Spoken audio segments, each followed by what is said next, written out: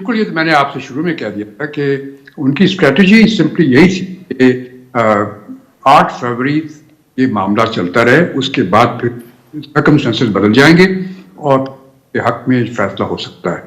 تو اب وہ غلطی سے ان کی اسٹریٹجی پوری نہیں ہوئی اور وہ انہوں نے جج صاحب نے اپوائنٹ کر. اب ٹھیک ہے، جو عابد فیض صاحب کہہ رہے ہیں وہ صحیح ہے کہ کوئی ضروری نہیں ہے کہ ڈیفینس کاؤنسل جو ہے وہ کورٹ اپوائنٹ کرے، اور اگر چاہتے تو عمران خان صاحب اور شاہ محمود قریشی ضرور انکار کر دیتے، کہتے ہمیں ڈیفینس کاؤنسل نہیں چاہیے، اور وہ ریفیوز کر دیتے.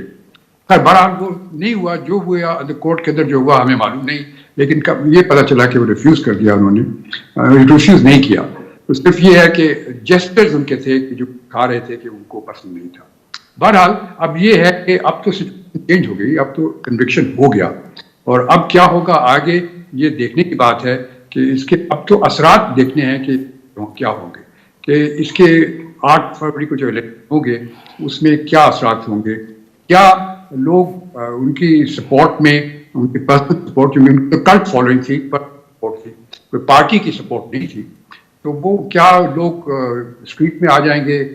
آپ کو یاد ہو جس طرح بھٹو صاحب کو جب پھانسی دی گئی تو سب سمجھتے تھے کہ بغاوت ہو جائے گی ملک میں، لیکن کچھ نہیں ہوا، کیونکہ ہمارے ملک کا جو انداز یہی ہے کہ جب تک آدمی لائم لائٹ میں ہوتا ہے لوگ اس کو فالو کرتے ہیں، اور جب وہ لائم لائٹ ختم ہو جاتی ہے تو سب ختم ہو جاتا ہے. تو اب دیکھیے کیا وہ صحیح ہے. دیکھیے ہر ایک کا ڈسیزن ہوتا ہے، ہر ایک جج بھی چاہتا ہے کہ وہ کیس جلدی سے جلدی پروسیڈ کرے اور سب مواقع دے ان کو قانون کے مطابق. وہ اس نے سب مواقع قانون کے مطابق کیے، اور یہ کہنا ہے کہ جج نے کوئی غلطی کی ہے، میرے خیال میں جج نے کوئی غلطی نہیں کی. غلطی جو ہوئی ہے وہ ان کی طرف سے ہوئی تھی، اور وہ انہوں نے جج کو بتا دیا کہ وہ انٹرسٹڈ نہیں ہے کراس ایگزامینیشن کرنے میں.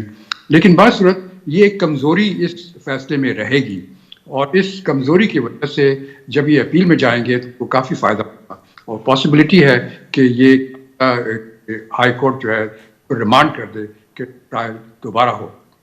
یہ پاسبلٹی ہے. آپ یہ کہہ رہے ہیں کہ اس کمزوری کی بنیاد پہ اگر یہ اس ہائی کورٹ میں یہ اپیل دائر ہوتی ہے تو اس بنیاد کے اوپر یہ ٹرائل دوبارہ ہونے کا کہا جا سکتا ہے؟ جی ہاں، بالکل ریمانڈ ہو سکتا ہے.